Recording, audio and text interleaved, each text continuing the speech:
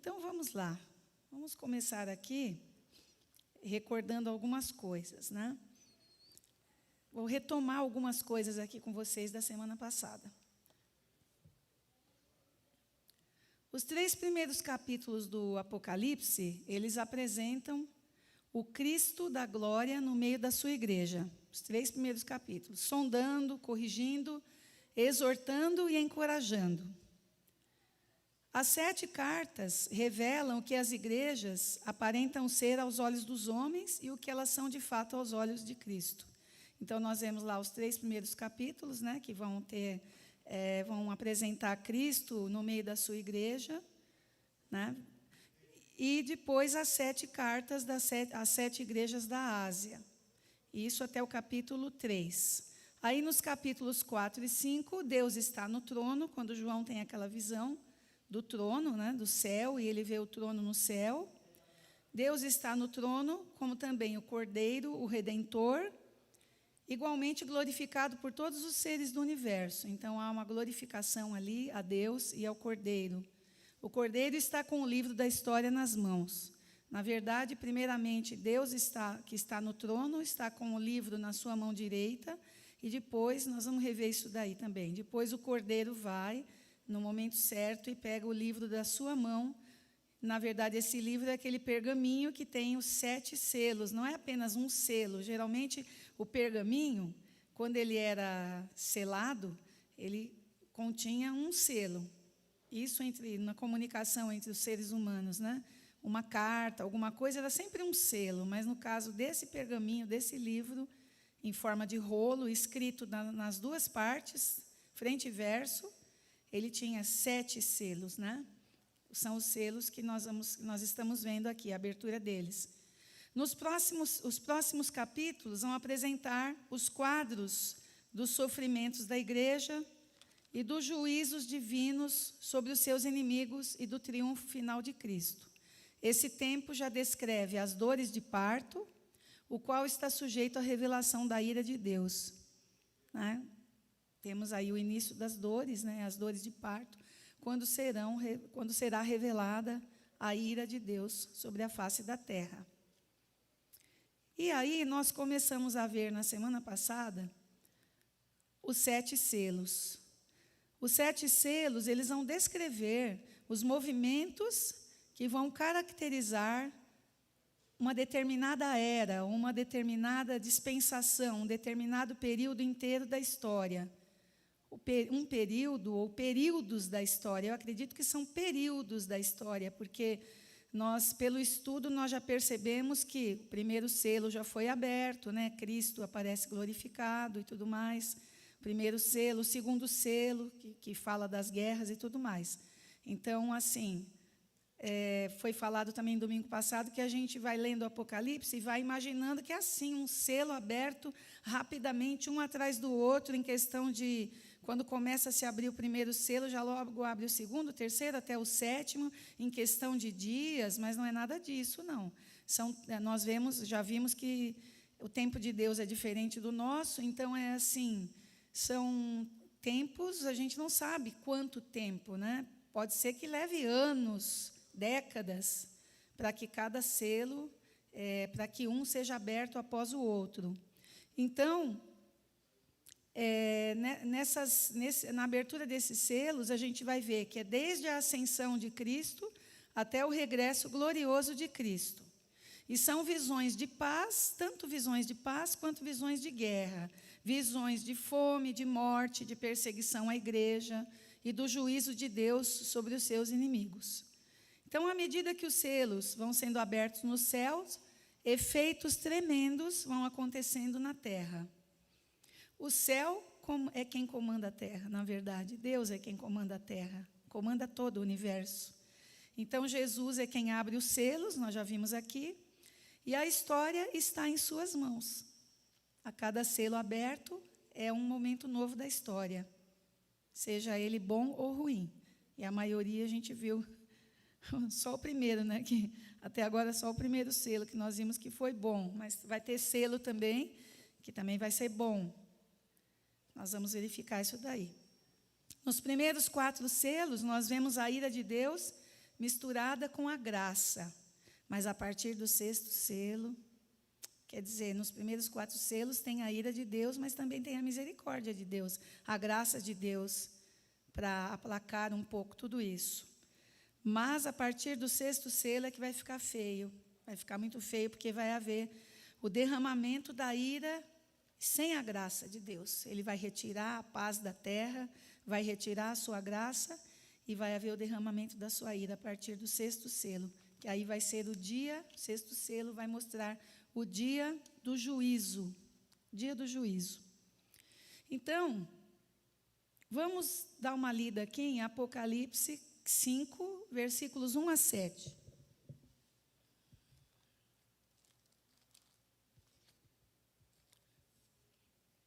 Apocalipse 5, de 1 a 7. O livro e o cordeiro.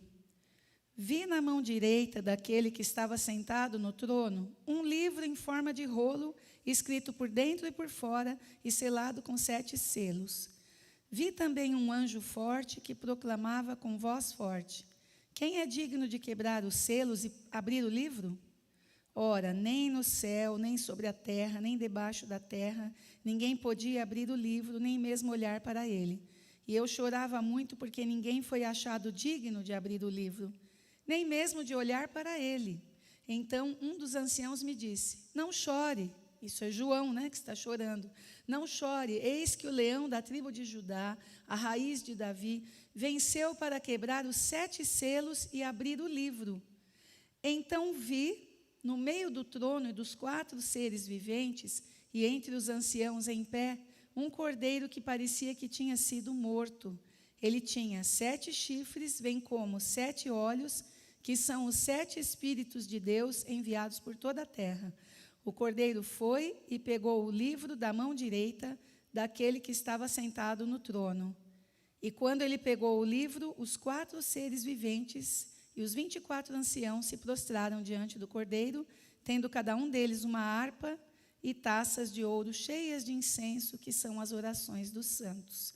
E aí eles cantaram e glorificaram a Jesus. Eu sei que nós já lemos na semana passada, mas é só no sentido de a gente recordar essa parte aí. E tem uma parte que, sem querer, naquela ansiedade, acho que eu já falei isso para vocês, naquela ansiedade de falar da abertura dos selos, eu acabei pulando, que é a parte das 4 criaturas. Então, é uma parte que, mais para frente, nós vamos ver com calma o que representa cada criatura, E eu achei melhor, se eu fosse voltar muito atrás, ia atrapalhar um pouco aqui, Então, mais para frente, a gente pode rever tudo isso sem problemas, Então, a história começa com Deus e está sob o controle de Deus. Toda a história que começa com Deus também está sob o controle de Deus e terminará segundo a vontade de Deus. Tudo já está escrito nesse livro, Tudo já está escrito.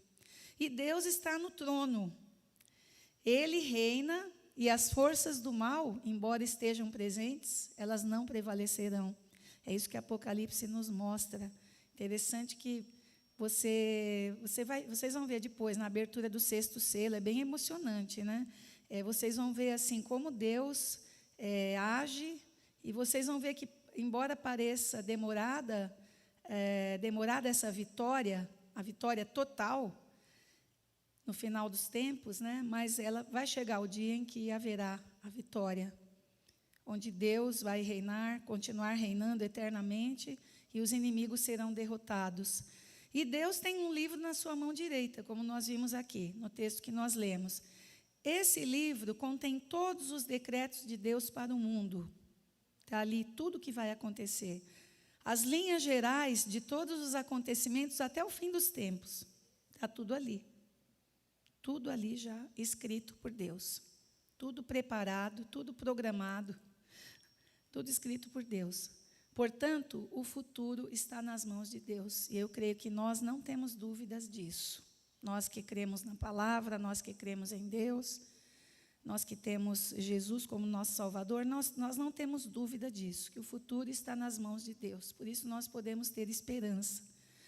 O livro está selado com 7 selos, como nós já vimos, e para abrir aquele rolo, teria que desatar cada um dos selos, certo?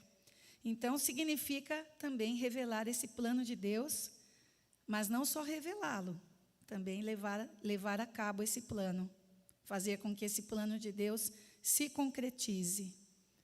Pois a história sem Deus é um livro lacrado.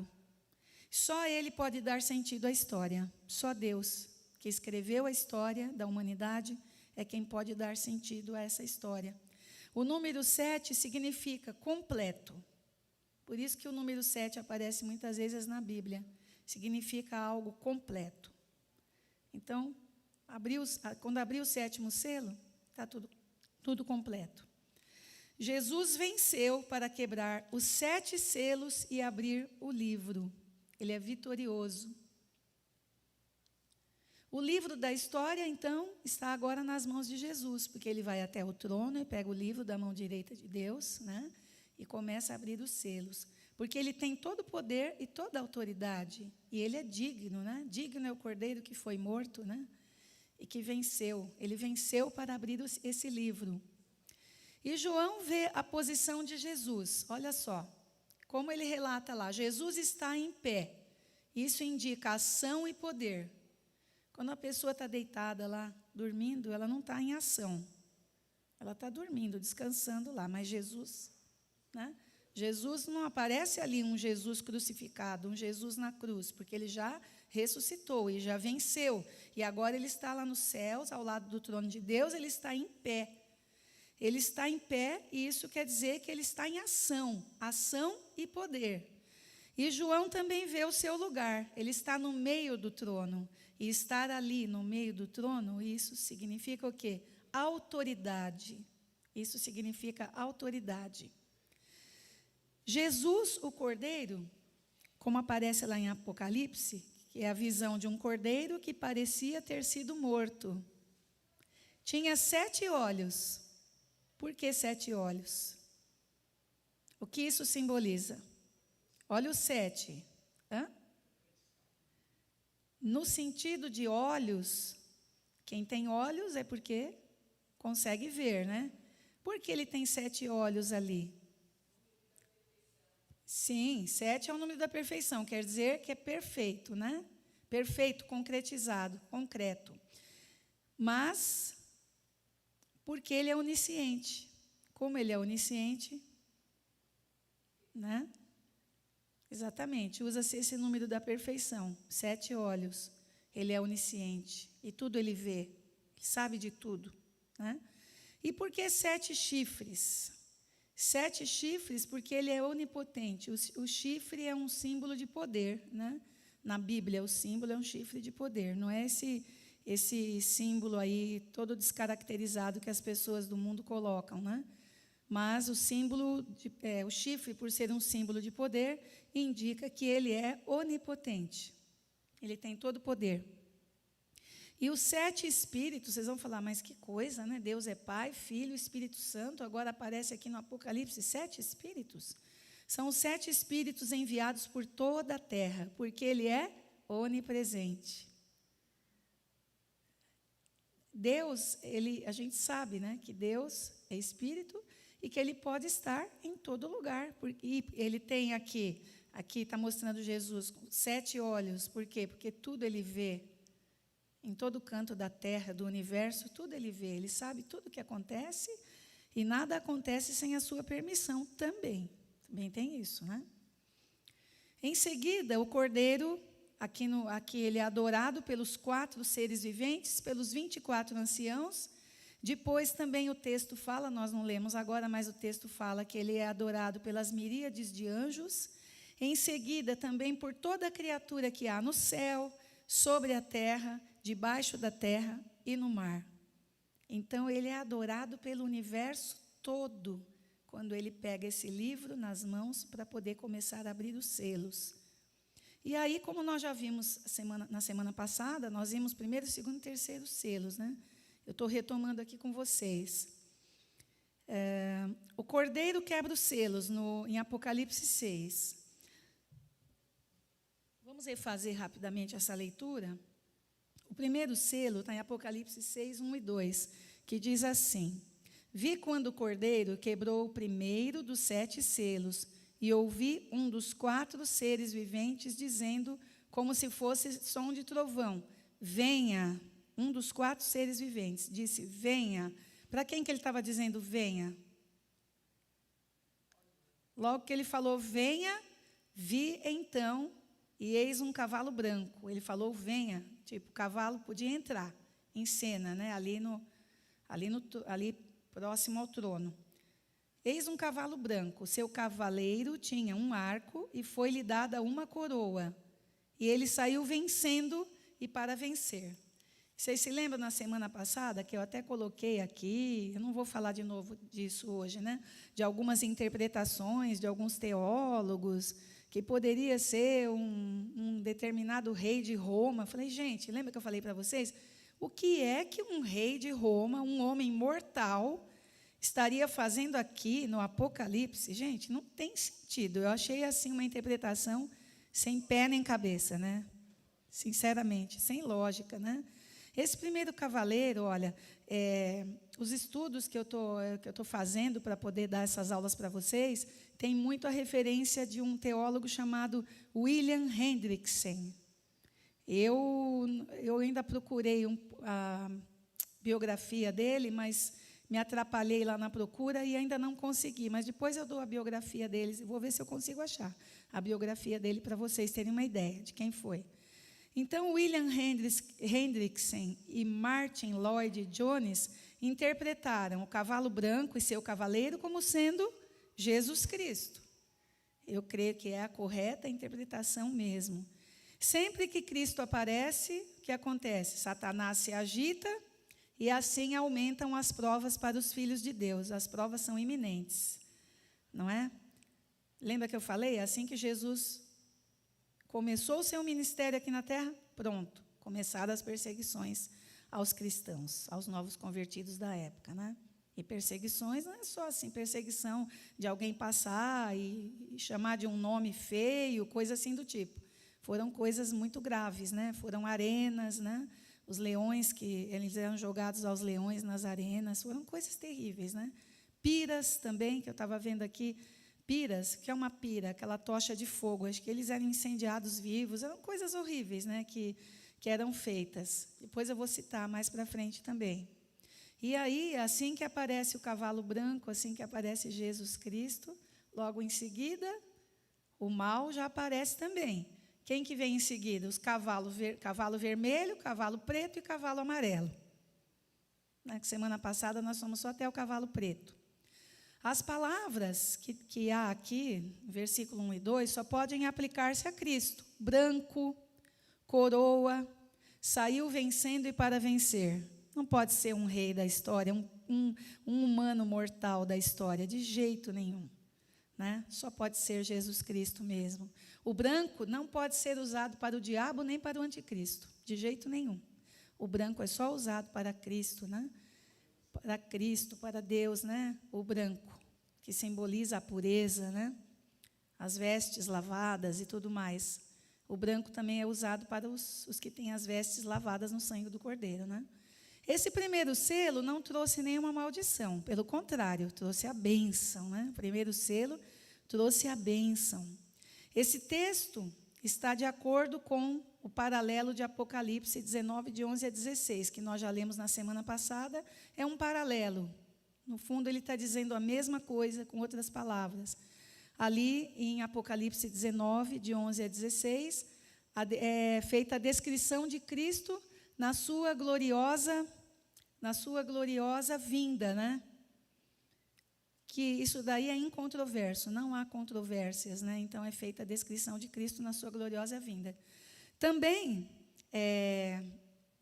esse primeiro selo e Apocalipse 19, né, o texto em paralelo, está de acordo com o tema geral do livro de Apocalipse, que é, lembra que eu falei para vocês semana passada? Qual que é mesmo o tema geral de Apocalipse? Não, Apocalipse traz as revelações. É o quê? Isso, a vitória de Cristo. É a vitória de Cristo, né, que vai ser concretizada aqui, com a abertura de todos os selos. A espada do cavalo branco está de acordo com Mateus 10:34, que fala sobre a palavra. Cristo vence com a palavra, vence com o evangelho. É a espada que Jesus usa. Não é uma espada que derrama sangue. É a espada da palavra, é a espada do evangelho, que diz a Bíblia, né, que a palavra de Deus é como uma espada de 2 gumes, de 2 cortes. Geralmente, quando você vai usar uma faca na cozinha, nós não usamos espada na nossa época, né? Tem países aí que tem o esporte aí de esgrima, né? Que é lutar lá com espadas, né? Eu não sei se essas espadas da esgrima devem ter também. Tem o corte dos 2 lados. A faca de cozinha geralmente é um lado só, né? Mas a espada geralmente tem 2 gumes, 2 cortes dos 2 lados. Então, a palavra de Deus, eu não separei esse versículo que me veio agora na cabeça. Ela é penetrante como uma espada de 2 gumes, né? E penetra até a alma. Essa é a espada de Jesus Cristo, a palavra. E ele vence com o evangelho. E o segundo selo, Apocalipse 6, 3 e 4, está dizendo assim: quando o cordeiro quebrou o segundo selo, ouvi o segundo ser vivente dizendo, aí o segundo ser vivente, dos 4, ele disse, venha. Novamente ele estava chamando quem? O segundo cavaleiro. E saiu outro cavalo, que era vermelho, dessa vez o cavalo vermelho. E ao seu cavaleiro foi dado poder para tirar a paz da terra e fazer com que os homens matassem uns aos outros. Também lhe foi dada uma grande espada. Muito bem. Aí nós podemos entender que o cavaleiro do cavalo vermelho, ele representa a perseguição ao povo de Deus ao longo dos séculos, que eu já falei isso também na semana passada. Mais que a guerra entre as nações, conforme William Hendrickson, esse teólogo aí. E conforme Ricardo Mascarenhas, outro teólogo, ao todo foram, ele fez uma conta lá, ele fez na história, né? 249 anos de perseguições intermitentes. O que é intermitente? Começa uma perseguição aqui, quando tudo para, não está tendo mais perseguição, dá uma paradinha, parece que está tendo um pouco de paz, vem logo outra perseguição. Aí as pessoas até falam, estava muito bom para ser verdade, né?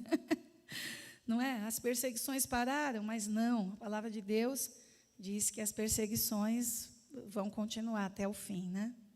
Então,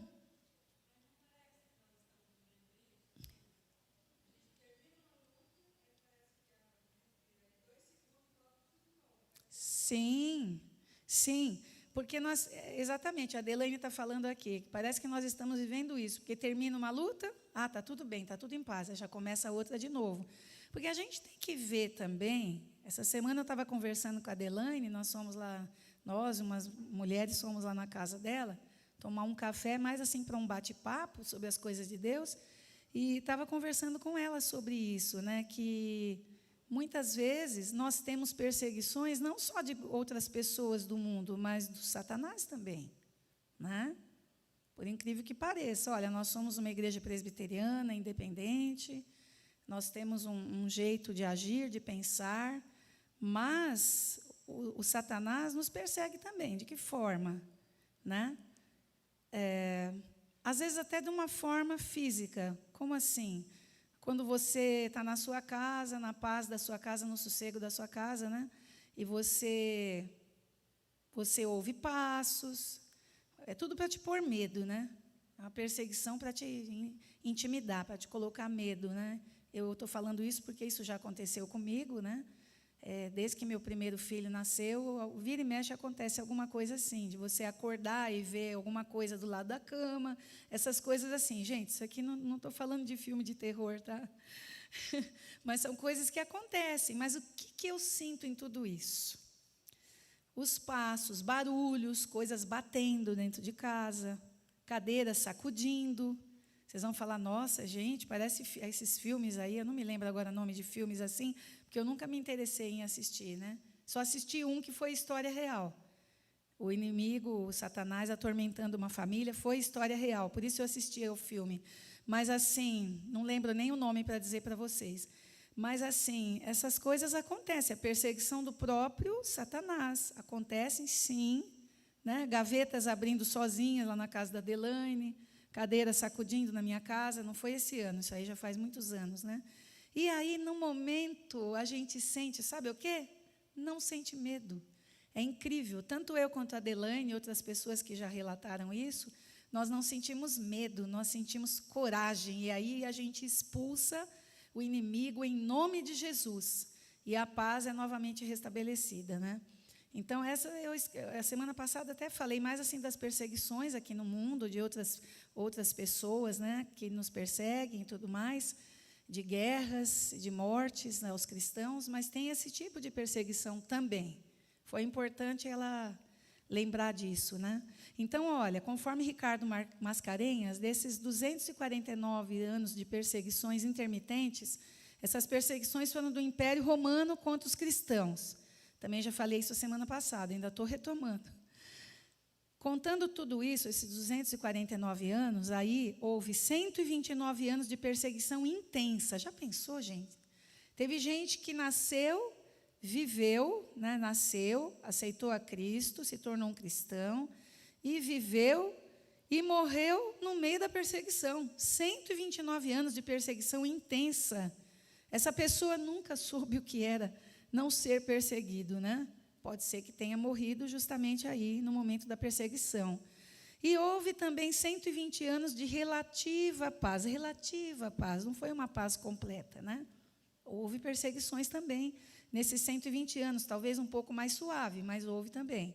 E aí, o número de mártires que foram contados é um número impreciso, mas esse número fica entre 100 mil e 200 mil cristãos, uma média aí entre 100 e 200 mil cristãos que foram mortos em perseguições. E a abertura do segundo selo prevê justamente isso, guerras e rumores de guerras. Por isso, nós acreditamos que esse selo já foi aberto há muito tempo, né? Conflitos e perseguições até a morte. E os perseguidores, olha, que perseguidores nós já constatamos na história. Judeus também foram perseguidores dos cristãos. Romanos, quando falo em judeus, principalmente os fariseus, né? Romanos, que eu acabei de falar aqui. A Santa Inquisição, né? Vocês que estudaram a história sabem disso. A perseguição na pré-reforma, a perseguição na pós-reforma, no nazismo. Nazismo não perseguiu só os judeus, perseguiu os cristãos também. No fascismo e no comunismo. As perseguições atuais, sendo que eu já falei para vocês também que o maior número de mártires da história foi morto em que século? Século XX. O maior número de cristãos, de mártires, foi morto no século XX, gente. Um século atual, né? Quando a tecnologia está aí, avançada, né? Vocês falam, as pessoas têm uma cabeça diferente, uma cabeça assim, pensam, né? Caminham para frente, pensam diferente, não estão mais naquele tempo rudimentar do passado, né? Não, pior ainda, né? E aí, só uma coisa que eu queria indicar para vocês, um filme, se vocês ainda não assistiram, que aqui está falando do nazismo, né, também. É aquele O Menino do Pijama Listrado, é antigo até, vocês já assistiram? Então, vocês percebem que lá no filme, aquele homem, aquele alemão que se entregou ao nazismo, né, ao partido nazista totalmente, ele tinha esposa e filhos. E ele era cristão. Vocês perceberam no começo do filme? Porque teve uma reunião na casa dele e cantou-se um hino. Acho que ele não sabia onde ainda ele estava amarrando o burro dele, né? Diga-se assim. Aí depois acontece tudo aquilo e ele acabou perdendo o próprio filho dele por causa da maldade, né? Por causa da maldade. O Menino do Pijama Listrado. O título do filme é O Menino do Pijama Listrado. E acredita-se que ali ele apostatou da fé, porque assim, são algumas entrelinhas do filme que você tem que prestar muita atenção nos detalhes. Mas eu, pelo menos, na minha interpretação, eu entendi que ele era cristão, porque no momento que teve aquela reunião do partido, aquela primeira reunião lá, que ele estava festejando, que entrou para o partido, que teria um cargo importante lá no partido nazista, cantou-se até um hino lá na casa dele. Cantou-se um hino, né? E a mulher dele, quando soube de tudo, ela não compactuava com toda essa violência, com toda essa maldade, né? Eu não vou contar o filme aqui, porque é desagradável, né? Não é esse o objetivo da aula. E aí, vocês, quem não assistiu, assista, ou quem quiser rever para analisar, ver se eu interpretei certo, se eu estou enganada, mas foi o que eu entendi, né? Então, as apostasias também estão apostasias do final dos tempos, né? Também estão aqui profetizadas, né? E aí, esse cavaleiro do segundo selo tinha uma grande espada, identificada pelo grego como machaira, que significa um cutelo sacrificador. Aquele cutelo que aparece naqueles filmes de terror, sabe? O cutelo sacrificador, machaira. A paz foi tirada da terra. Olha aí, Deus tira a paz da terra, pois o príncipe da paz foi rejeitado. E há uma perplexidade entre as nações. Então, esse cavalo vermelho descreve o espírito de guerra. Ele é um agente de quem? Do dragão vermelho, que é assassino desde o princípio. Os homens se tornam loucos, feras bestiais. Sabe a pessoa quando não raciocina? Quando parece que está sofrendo de um... Está louco mesmo, né? Precisa ir para um hospício para ser tratado, para ser cuidado. Eles estavam prontos a adorarem a besta e o dragão, numa terra mergulhada na guerra. Aí acredito que já é caminhando para o final dessa era aí do segundo selo, né? Porque ainda não se, como nós vimos, ainda não apareceu nem besta nem dragão na face da terra. Apareceu, né? O dragão está por aí, vocês sabem, né? Mas, assim, fisicamente, ainda nós não... Porque nós já estudamos que vai aparecer a besta no mar e a besta da terra, que vai ser, assim, aquela que vai ficar adulando, né? Não, vocês têm que adorar a besta do mar, né? A besta da terra vai ficar adulando, né? Já falei isso para vocês também. Vocês têm que adorá-la e tudo mais, faz até uma imagem dela para ser adorada por todas as pessoas. Isso ainda não aconteceu, mas eu creio que nós estejamos caminhando aí nesse selo, aí, nesse segundo selo. Nós estamos caminhando nesse segundo selo já. E o terceiro selo, Apocalipse 6, versículos 5 e 6, que diz assim: quando o cordeiro quebrou o terceiro selo, ouvi o terceiro ser vivente dizendo: venha. Aí entra em cena. Então olhei e eis um cavalo preto, e o seu cavaleiro com uma balança na mão. E ouvi o que parecia uma voz no meio dos 4 seres viventes, dizendo: uma medida de trigo por 1 denário, 3 medidas de cevada por 1 denário, e não danifique o azeite e o vinho. Vocês se lembram disso também? O cavalo preto já representa a fome, a pobreza, a opressão e a exploração. Nós até falamos aqui de algumas formas de opressão que a gente vê. Essas formas de opressão aí. Uma fome, mas não é uma fome, porque, pelo que nós entendemos aqui, nós estamos ainda caminhando aqui na Terra no segundo selo. Pelo que a gente consegue entender aqui pela palavra, né? Não vou afirmar categoricamente, né, porque é muito difícil interpretar, né? Mas, pelo que a gente entende, é isso. Nós estamos caminhando aí no segundo selo. Agora, no terceiro selo, vem uma fome, mas não é uma fome assim como você fica sabendo, assim, no Brasil, em tal região, tem um povo que está passando fome. Lá não sei onde, em tal região, tem um povo que está passando fome. Né, que nem aconteceu recentemente na Venezuela, que o povo veio até se refugiar, uma grande parte do povo veio se refugiar no Brasil, né? E logo depois disso, eu estava até em Chapecó, eu estava lá na casa do meu filho, fechando as coisas para a mudança dele, né? E por causa do cheiro da tinta, ele e a minha nora ficaram muito mal. Aí eles ficaram na casa de uns amigos nossos e eu fui fechando aquelas caixas lá, né? E aí eu já estava sabendo que não existiam mais gatos, nem cachorros, nenhum tipo de animal na Venezuela, porque diz que as pessoas, de fome, mataram os animais para comer. Eu falei, pode ser fake news isso aí, né? Nisso o meu filho vendeu a maioria dos móveis dele, né? E veio um rapaz, um venezuelano, porque lá tem muitos refugiados do Haiti, da Venezuela, né?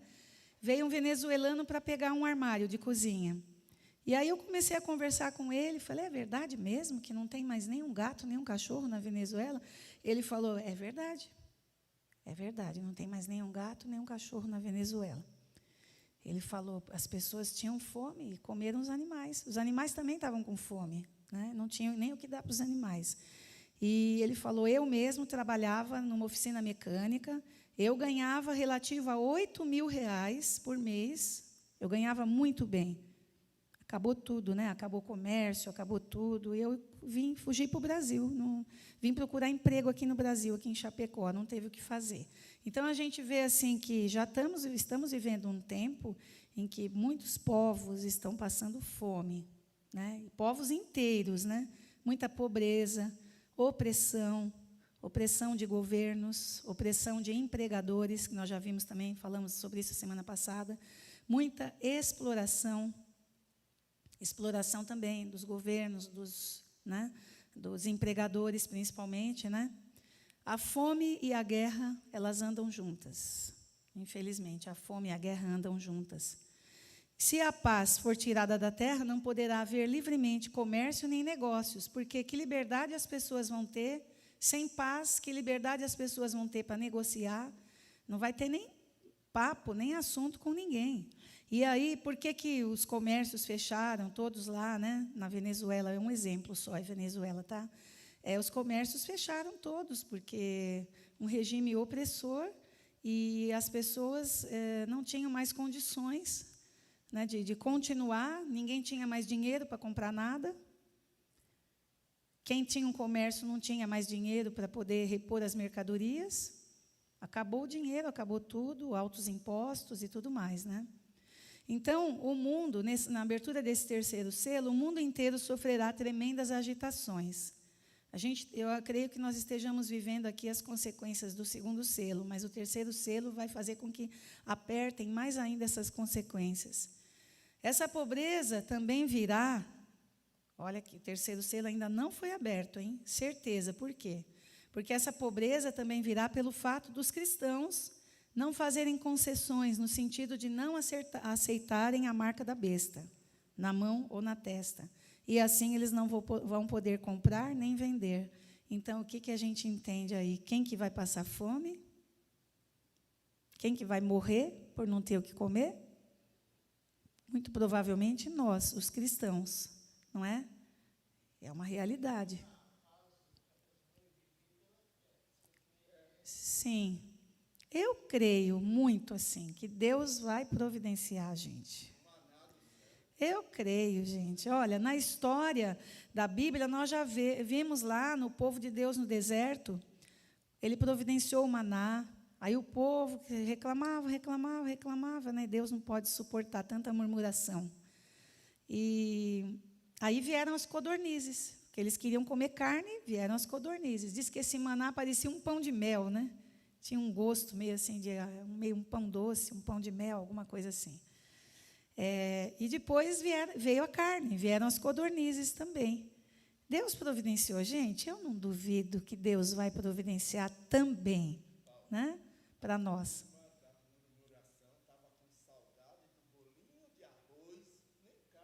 Bolinho de arroz? Eu não lembro desse detalhe. Eu lembro que no seminário eu fiz um trabalho, esse trabalho teria que falar sobre seria um relato, seria uma análise, né, de toda a trajetória do povo no deserto, do povo de Deus no deserto. Eu lembro que eu fiz esse trabalho, tirei 10 no trabalho, viu? E o professor era um professor egípcio. já deve ser falecido, que ele já tinha uma certa idade, pastor Demétrios Pródomos Constantinides. Ele era egípcio, ele era um dos donos da APEC, na época, né? E ele que deu essa aula, né? E ele me deu 10. Aí ele falou assim, Paulinha, eu lembro, gente, é uma brincadeira, tá? Mas é verdade, eu vou contar para vocês. Ele pegou o trabalho, entregou para mim e falou assim, porque inclusive eu ilustrei com mapas, os mapas dos trajetos, eu colori os mapas, sabe? Eu peguei uma Bíblia que tinha os mapas, aí eu peguei e coloquei os mapas dos trajetos, tudo colorido. Ele amou o trabalho, mas feito em folha de almaço, tudo escrito à mão. Naquela época, né, ele amou o trabalho. Aí ele falou assim, Paulinha, coisinha fofinha da mamãe. Ele falou, olha aqui o seu trabalho. E devolveu com a nota 10. Ele era muito engraçado, aquele professor, muito brincalhão também, né? Então, aí, gente, olha só. Por causa de não querermos apostatar da fé, eu creio que o verdadeiro cristão não vai querer apostatar da fé. Não vai querer a marca da besta também. E nós já estamos avisados aqui na palavra, que vai vir essa marca da besta aí, para a gente ficar esperto, né? Os fiéis preferirão a morte à apostasia. Então, preferiremos morrer do que apostatar da fé.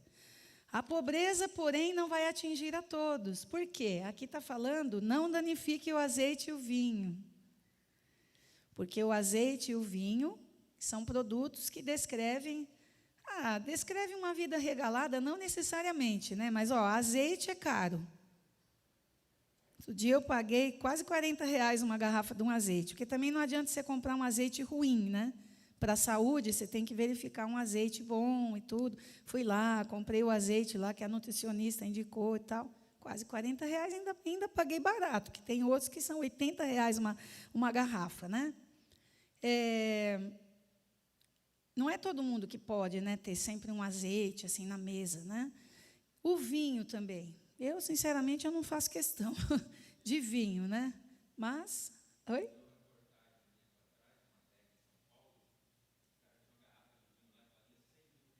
Olha só. O Caio está falando de uma matéria que ele viu no jornal Estado de São Paulo? Uma matéria televisiva que falava que no Estado de São Paulo, acho que talvez um colecionador, deve ter uma adega na casa dele, coisa do tipo, né? Ele tinha uma garrafa de vinho que valia 100 mil, essa garrafa de vinho. Valia 100 mil a garrafa de vinho. E tinha comprador para a garrafa de vinho, né? Então, a gente vê, né, que o azeite e o vinho não são danificados. O que quer dizer isso? Que vai haver aqui na terra pessoas de vida regalada, pessoas que vão aceitar a marca da besta e vão poder comprar, vão poder vender, vão poder fazer qualquer negócio, né? Porque no mesmo mundo onde reina a fome, e já é assim hoje, reinam também o esbanjamento, o luxo e, principalmente, a desigualdade, né? E já é assim nos tempos de hoje. A ostentação. Bom, ostentação nem sempre é símbolo de sinal de riqueza, né? Às vezes é aquela coisa que a gente sabe, né? A pessoa fica endividada para poder ostentar, para poder mostrar. Que eu falei aqui numa aula já, eu falei sobre isso. Para que isso, gente? Para que mostrar o quê? Mostrar que eu também sou uma pessoa, que estou ficando velha, já estou tendo mais idade, que eu vou morrer um dia, que eu sou mortal como todo mundo. Mostrar para quê? Eu acho tão ridículo isso, gente. Eu até dou risada quando vejo a pessoa querendo mostrar muita coisa que tem, mas nem poderia ter, e está endividada até o pescoço para mostrar. Para mostrar tudo isso para quê? Para quê, gente? Eu nunca gostei, aliás, de usar nada que chamasse muita atenção. Você vai numa festa e você coloca um vestido melhor, assim, vestido de festa, aí tudo bem. Mas teve uma festa que nós fomos num casamento, nós viemos num casamento aqui no interior, nós morávamos lá. Espera aí, Caio, eu já vou dar a palavra para você. Nós morávamos lá em São Bernardo e nós viemos num casamento e eu fui madrinha de casamento. Dizem que eu desmaiei lá, porque estava muito calor, dizem que eu nunca me lembro de ter desmaiado na vida. Dizem que eu apaguei e que me carregaram, me colocaram sentada lá, me deram água, molharam meu rosto, né? Mas eu estava com um vestido longo, todo cheio de brilho, e aí nós nos vimos numa situação difícil. Foi um casamento que não teve festa. E eu tinha meus 3 meninos pequenos, e todo mundo estava... Foi em Sumaré, né, Márcio? Sumaré ou Hortolândia, um lugar assim. Hortolândia, né?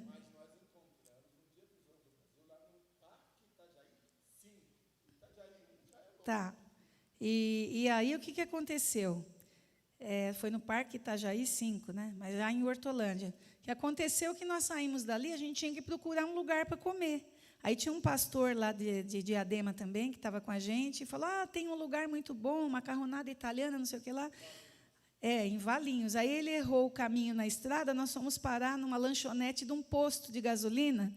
Gente, aí que eu fiquei, não tinha onde pôr a cara, porque eu desci do carro com aquele vestido longo, todo cheio de brilho. Falei, gente, vão pensar que eu sou cantora de algum lugar aí, que eu fui dar um show, sei lá o que vão pensar. Mas eu fiquei tão sem jeito, tão sem graça, porque eu não gosto de nada assim que chame muita atenção. Eu não gosto. Era sujinho, era horrível. Gente, fala, Cairo, pode falar.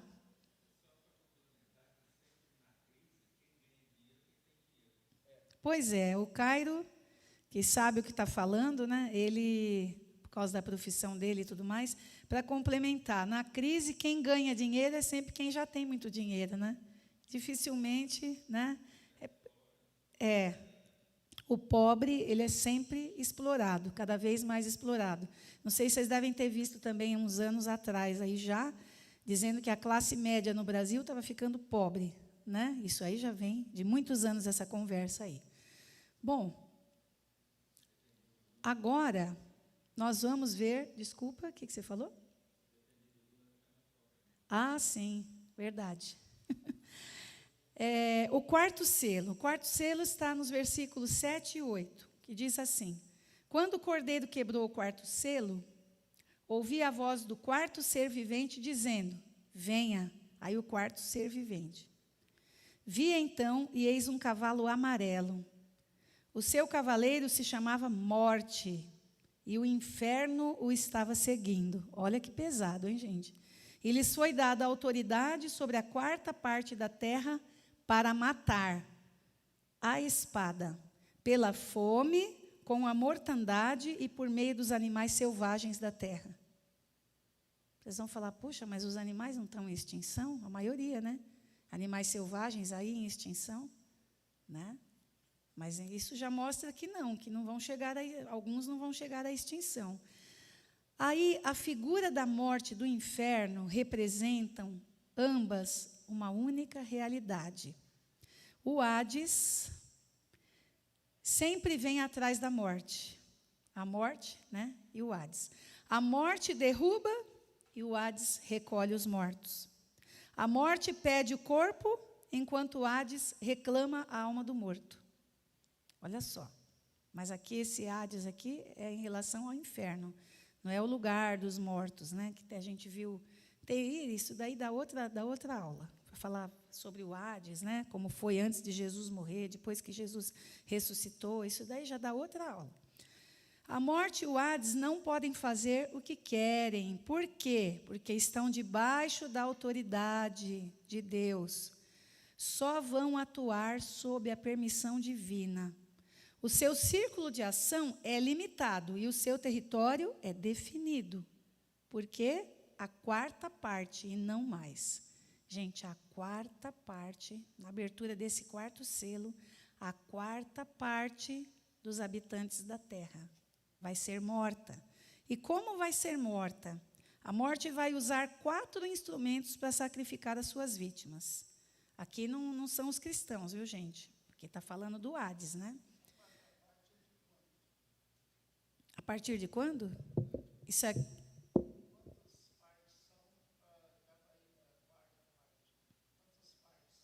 Então, a quarta parte da população mundial, dos que não são salvos. Sim, quanto seria em número hoje, se fosse hoje? 2 bi, né? 2, 4, 6, 8. A gente está nos 8 bi, mais ou menos.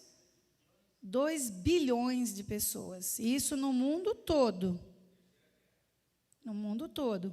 Ó, então a morte, ela vai usar 4 instrumentos. Ela vai usar a espada, e aqui eu já falei, vou reforçar, não é para os filhos de Deus. Por quê? Porque essa morte vai remeter ao inferno. Então, não é a morte dos filhos de Deus, é a morte dos que não creem em Deus. Então, a espada ronfaia, segundo o grego, é a ronfaia, que é uma espada comprida usada na guerra. Por isso, a morte é provocada pela guerra. Tá? A fome, que é a que anda, como eu falei, de mãos dadas com a guerra, né? A fome, que é um subproduto da guerra. Por quê? Cidades sitiadas, falta de transporte com alimentos. E olha que a gente já está vendo isso acontecendo hoje, lá na faixa de Gaza, né? Olha só, tem até o transporte dos alimentos, mas a dificuldade para esses alimentos chegarem lá, a dificuldade para a água chegar lá, né?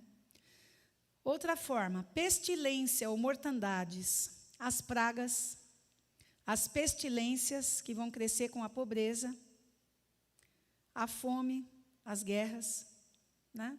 E também as bestas feras da terra, pasmem, mas as bestas feras da terra vão despedaçar e devorar tudo que encontrarem pelo caminho. Você não vai poder mais sair na rua andando assim, você não.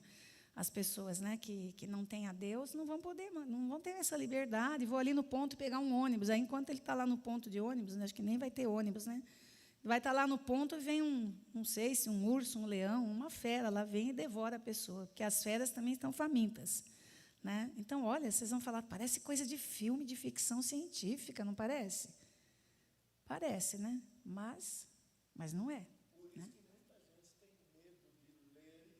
Isso. Muita gente tem medo de ler e estudar o Apocalipse, mas eu creio que não temos que temer, não, de jeito nenhum. Não temos que temer, porque Deus está conosco. Até na hora da morte, Ele vai estar conosco. É o que eu falei, de repente vai ser até uma morte que a gente não vai nem ver. Fez assim, fechou o olho, abriu, já está lá no céu. Não sei. Né? Não sei. Pode ser que a gente sofra também. Aqui está falando dos sofrimentos dos cristãos, eu não sei. Então, o 5º selo, já está aqui nos versículos 9 a 11. Quando o cordeiro quebrou o 5º selo, vi debaixo do altar as almas daqueles que tinham sido mortos. E a gente já acabou lendo, fora da sequência, esse texto aí. Então, debaixo do altar estavam as almas daqueles que tinham sido mortos por causa da palavra de Deus e por causa do testemunho que deram. Não apostataram, deram testemunho e foram mortos por causa da palavra de Deus. Essas almas começaram a clamar com voz forte, dizendo: até quando, ó soberano Senhor, santo e verdadeiro, não julgas nem vingas o nosso sangue dos que habitam sobre a terra? Até quando, Senhor? Então a cada um deles foi dada uma veste branca. E lhes foi pedido que repousassem ainda por pouco tempo. Descansem mais um pouquinho aí. Né? Até que também se completasse o número dos seus conservos e seus irmãos que ainda iam ser mortos, como eles tinham sido. Olha só, que coisa. Calma, espera um pouco aí. Até lá no céu, o povo é impaciente, né? Que coisa, né? Então, aí, esse clamor no céu, houve um clamor no céu na abertura desse 5º selo. As almas dos que morreram pela fé já estão lá no céu. Estavam debaixo do altar. Interessante, né? E essas pessoas foram mortas, mas ainda não haviam ressuscitado. E a matança prossegue lá na terra, aqui na terra, né? Isso nos leva a crer que Jesus ainda não havia arrebatado a sua igreja. Jesus ainda não havia arrebatado a sua igreja. Por quê? Se essas almas ainda não tinham ressuscitado, né?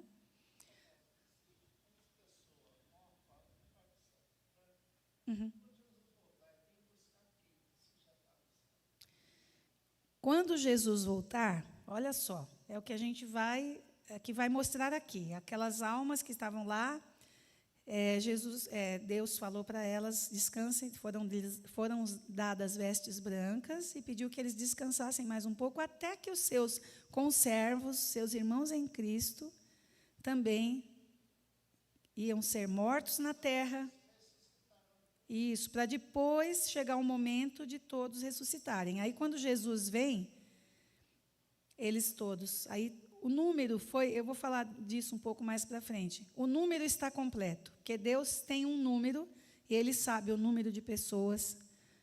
Atingiu o número de cristãos, Ele sabe o número de cristãos que vai ter até lá.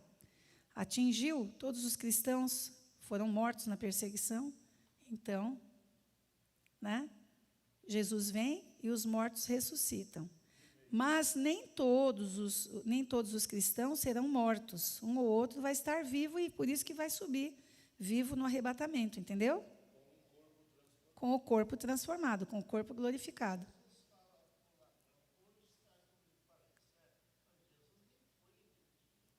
Não entendi, desculpa.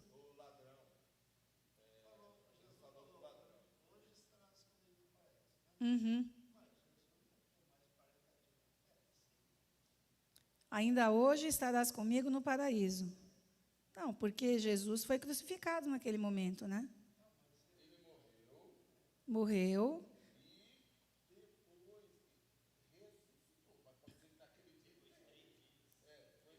Ó, olha, Jesus morreu e ressuscitou. Aí ele tinha falado para o ladrão da cruz: ainda hoje estarás comigo no paraíso. Né? Porque aquele ladrão reconheceu ser ele o Filho de Deus.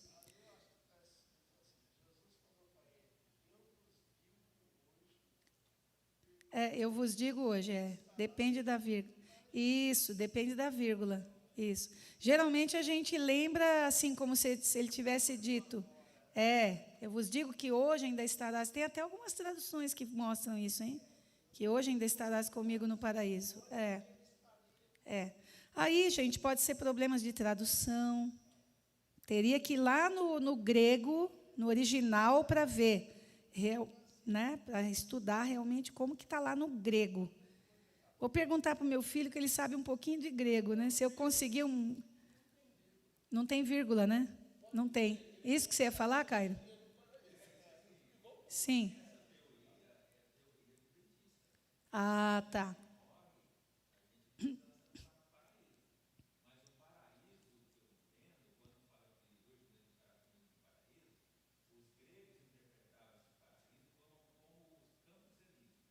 Sim.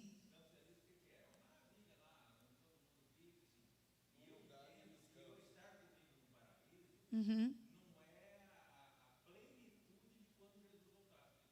Uhum. Isso. Você não quer falar aqui na frente? Fala aqui na frente, eu não vou lembrar tudo. Isso. Sim. Isso.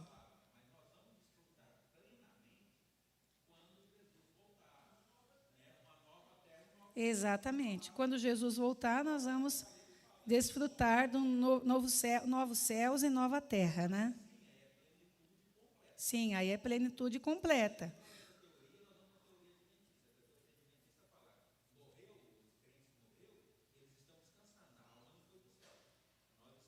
Olha, mas percebe aqui em Apocalipse, que a gente acabou de ler aqui, que aqueles que foram mortos, a alma deles já estava lá no céu, né? Olha aqui, essas pessoas... Então, essas pessoas foram mortas, mas ainda não ressuscitaram. A matança prossegue na terra. Isso nos leva a crer que Jesus ainda não arrebatou a sua igreja. As almas são conscientes. Interessante que eles se lembram, gente. E não estão dormindo. Né? Ah, entendi. É muito... A gente nem imagina tanta coisa que Deus não revelou aqui, né? Sim, tem muita coisa que Deus não revelou aqui na palavra.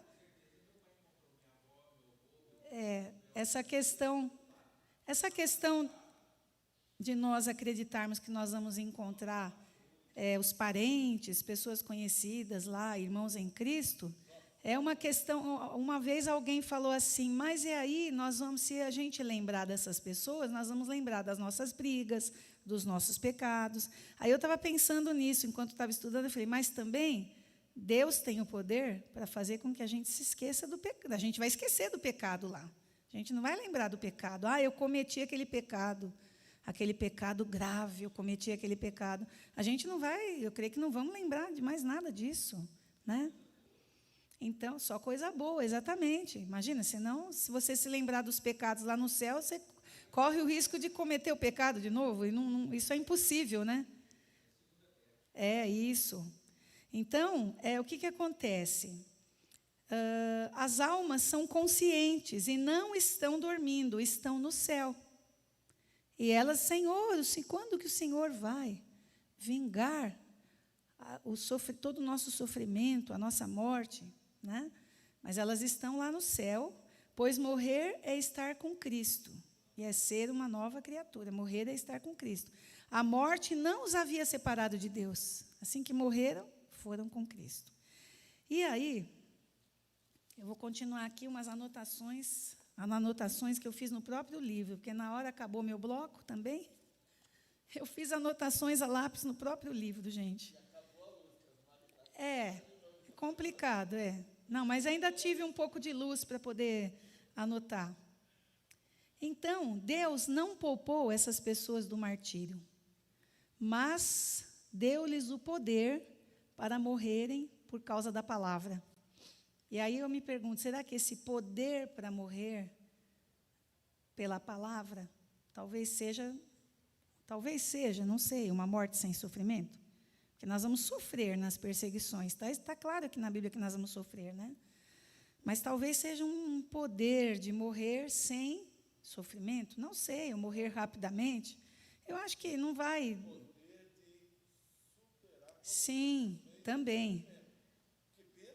O poder de nós vamos morrer, mas nós vamos entrar para uma nova vida, né? É um poder que aqueles que não têm a Cristo não têm esse poder. Né? Isso, poder de ser fiel, porque não vai ser fácil ser fiel até a morte, né? Então, Deus tem que nos dar poder para isso. Não vai ser impossível, porque Deus é Deus dos impossíveis, né? Deus do impossível. Enquanto os falsos crentes vão apostatar, então vão haver, sim, falsos crentes que vão apostatar, o joio, né? O joio vai apostatar, amando o presente século, vão amar o presente século, vão adorar o anticristo, vão apostatar diante da sedução do mundo, da perseguição do mundo, vão ter muito medo, não vão confiar em Deus e vão apostatar. Mas os fiéis selarão com o sangue de Jesus o seu testemunho e preferirão a morte à apostasia. Então, Jesus deixou isso muito claro no sermão profético, lá em Mateus 24, versículos 9 e 10, quando diz: então vos entregarão à tribulação, e vos matarão, sereis odiados de todas as gentes por causa do meu nome. E ainda tem gente que fala que a igreja vai ser poupada do sofrimento. Estranho, né? Muito estranho isso. Eu vou ter que terminar a aula hoje, 10h55, que vai ter um ensaio das crianças aqui, um ensaio para o Natal. Elas vão fazer um ensaio aqui no templo, tá? Eu vou correr aqui, vou ver se eu consigo terminar o que eu preparei. O clamor não pede vingança pessoal. Não é que as almas dos que morreram, que foram perseguidos e morreram, não estão pedindo vingança pessoal, mas estão pedindo a justiça divina, que a justiça divina seja feita. Esse é o clamor da igreja diante dos massacres. Olha aí os massacres que aconteceram em arenas, com piras, né? Tochas de fogo, campos de concentração, prisões, câmaras de gás, fornos crematórios. Muito triste, né? Então, quantos já morreram, gente? Quantos já morreram? Nós já vimos aqui mais ou menos a estatística, né? Não é o próprio grito de lamentação, mas o lamento pela honra de Deus. Então, essas almas estão pedindo que o Senhor vingue, né, pela sua própria honra. Mas Deus tem o tempo certo para isso. As almas dos fiéis recebem vestes brancas, representando o quê? O que representa as vestes brancas? A retidão, a santidade, a alegria. Estar no céu é bem-aventurança, é glorificação, bem-aventurança, felicidade, né? É glorificação. Os réus e condenados vestiam-se de preto na terra. Os fiéis foram condenados na terra, mas não no céu. No céu eles se vestem de branco. E Deus, eles estão absolvidos, justificados e salvos. Absolvidos, justificados e salvos. As almas dos fiéis estão descansando, não dormindo. Por isso que é falado para eles assim: descansem, foram dadas as vestes brancas, e foi dito: descansem por mais um tempo, né? Até que os seus conservos se juntem a vocês, né? Então, isso. Fique em paz aí. Aproveite a paz. Aproveite a... Oi? Aproveite o paraíso, aproveite, descanse, descanse. Não pensa nisso agora, né? Porque Deus tem o seu tempo para tudo. Fala. Fala aqui. É preciso coragem para encarar e estudar o Apocalipse. E muita gente na igreja tem medo disso. Alguns pastores não tocam nesse assunto porque tem muita simbologia. Mas, graças a Deus, nós temos liberdade de fazer isso. Sabe por quê? Porque se a gente não aprender na igreja, a gente vai aprender aonde? No cinema Catástrofe, nas músicas das bandas de heavy metal, aos títulos. Tem uma banda, eu era roqueiro, né?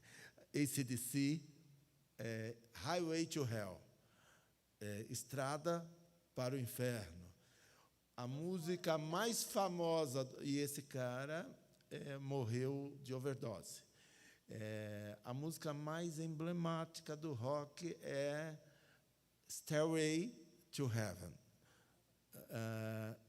Uma escada para o céu, da banda Led Zeppelin. E a letra é uma adoração à besta, né? É um culto a Satanás. E é o solo lindo, mas aqueles acordes... Há pessoas que dizem que Satanás era ministro de música antes de cair lá no céu.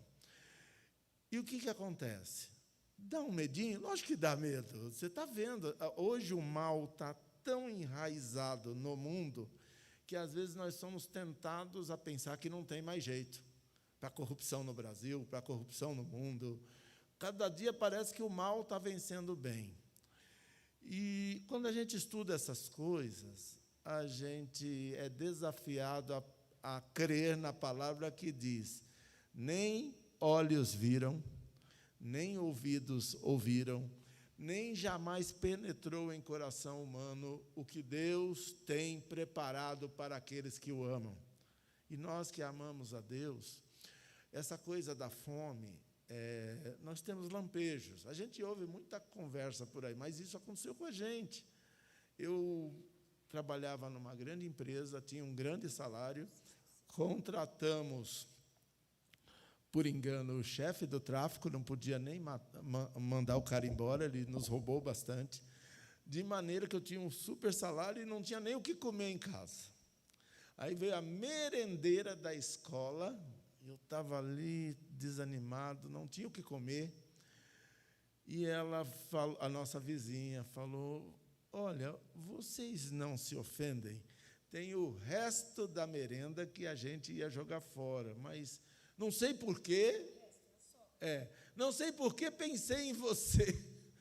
Foi como se Deus dissesse: eu sou a tua... E aquele pãozinho da merenda foi uma bênção, que nossos filhos comiam bem, e eu também, né? Foi uma beleza, nós choramos de alegria, porque a provisão de Deus está sempre com a gente. É só a gente confiar. A gente cuida das coisas dele, que ele cuida das nossas. Amém?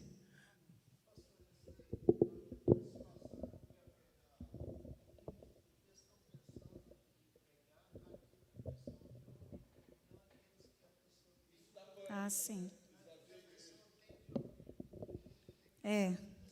Seu Adier está falando que tem pastores por aí que pregam aquilo que as pessoas querem ouvir. A gente não tem que adular ninguém, né?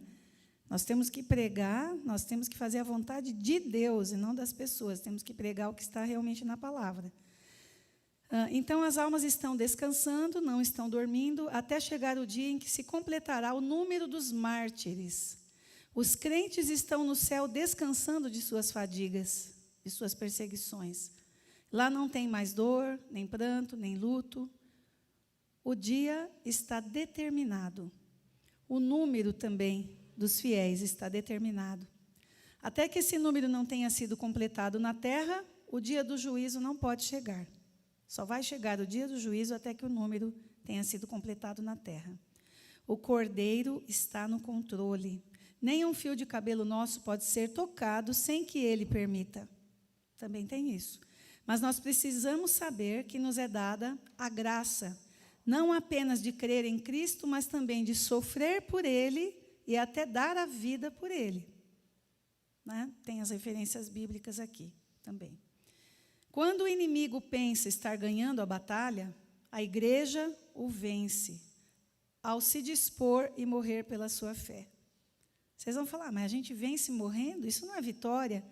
Para o inimigo, ele vai acreditar que ele venceu, porque ele não entende. Né? Se ele sabe, isso. Quem perder a sua vida por amor a Cristo, achá-la-á. Na verdade, essa será a nossa vitória, né? Nós morrermos por amor a Cristo, morrermos pela nossa fé. Há um limite para essa crescente enxurrada de injustiça, além do qual ela não prosseguirá. Além do limite, essa injustiça não prosseguirá. Deus anuncia esse limite intransponível. Trata-se do número completo dos mártires. Ele não é citado, mas existe. E justamente no momento em que a violência celebra seus maiores triunfos e apregoa seus mais altos índices de sucesso, sua ruína vai se tornar visível. Vai ser grande a sua queda. Perseguições aos cristãos amadurecem o juízo sobre o mundo, apressando o seu fim. Então, imaginamos aqui que serão muito grandes as perseguições, gente. Você não vai poder pôr um pé na calçada sem ser perseguido, eu imagino. Tá? Mas isso vai apressar o fim. Sim, é o cálice da ira de Deus. E o sexto selo, irmãos, ele está aqui nos versículos 12 a 17, que diz assim: Vi quando o Cordeiro quebrou o sexto selo, houve um grande terremoto, o sol se tornou negro, como pano de saco feito de crina. A lua ficou toda vermelha como sangue. As estrelas do céu caíram sobre a terra, como a figueira deixa cair os seus figos verdes, quando sacudida por um vento forte. O que nos dá a ideia de que a terra vai ser praticamente sacudida, os céus. E o céu recolheu-se como um pergaminho quando se enrola. Então todos os montes e as ilhas foram movidos do seu lugar. Os reis da terra, os grandes, os comandantes, os ricos, os poderosos, e todo escravo e todo livre se esconderam nas cavernas e nos penhascos dos montes, e disseram aos montes e aos rochedos: Caiam sobre nós e nos escondam da face daquele que está sentado no trono e da ira do Cordeiro. Porque chegou o grande dia da ira deles. Ó, aqui está no plural. Grande dia da ira deles. E quem poderá subsistir? E quem poderá subsistir? Então, aqui é o sexto selo que a gente vai ter que terminar. Terminar não, nem bem começamos, né? Só lemos. Vamos ter que continuar no domingo que vem. Eu peço desculpas, mas o que eu vou fazer, né? É muita coisa para a gente estudar. Do sexto para o sétimo selo também tem a questão dos 144 mil, né, de Israel. Tem as interpretações do número 144 mil. Tudo isso a gente vai falar nessa abertura do sexto selo, para depois a gente ir para o último selo, é o sétimo selo. Né? Mas aqui no sexto selo, só para finalizar, nós vimos que o juízo de Deus chegou realmente.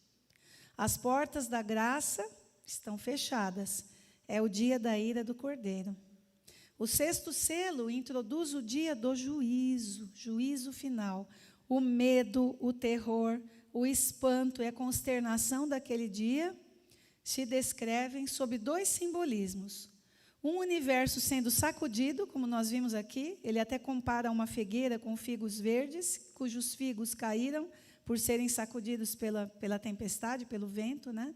Então, o universo vai ser sacudido e os homens completamente aterrorizados, tentando se esconder. Os homens tentando se esconder. O juízo chegou e o próprio universo está abalado. O sol, a lua, as estrelas, o céu, os montes, as ilhas. Tudo aquilo que se considerava sólido, né? Você já imaginou uma estrela caindo aqui na Terra? Né? Às vezes tem uma notícia aí, está vindo aí um... Como se chama? Não, que cai lá do céu. Isso, um asteroide, deu um branco agora. Está vindo um meteoro, um meteorito, um asteroide. Gente, teve até filme sobre isso, né? Que o asteroide ia destruir toda a Terra, ou uma quarta parte da Terra. Então, sim, as estrelas, provavelmente, têm estrelas maiores que a Terra. Então, vocês podem imaginar, o sol, a lua, as estrelas, o céu, os montes, as ilhas, tudo aquilo que se considerava sólido, firme, está abalado. As vigas de sustentação do universo estão cambaleando. Já pensou? Uma casa com a estrutura assim, cambaleando? Com certeza vai ruir, né?